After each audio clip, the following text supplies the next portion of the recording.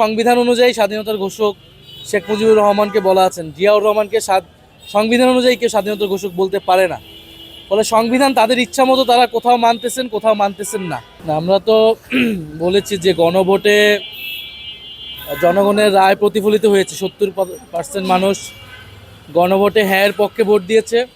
BNP নিজেও এই নির্বাচনে গণভোটে অংশগ্রহণ করেছে। বিএনপির দলীয় প্রধান গণভোটের পক্ষে প্রচারণার জন্য গণভোটের পক্ষে অবস্থান নিয়েছেন। এখন তারা সংবিধানের দোহাই দিচ্ছে, সংবিধানের দোহাই দিয়ে তারা গণভোটের আদেশকে অস্বীকার করছে।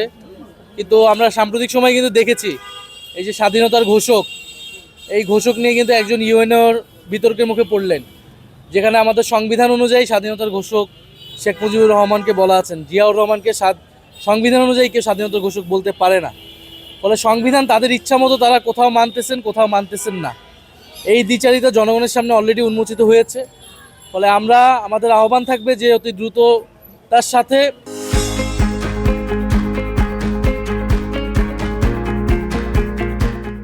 গণভোটের গণরায়কে মেনে নিয়ে সংবিধান সংস্কার পরিষদ তৈরি করা, সেখানে সকল সংস্কারগুলো বাস্তবায়ন করা।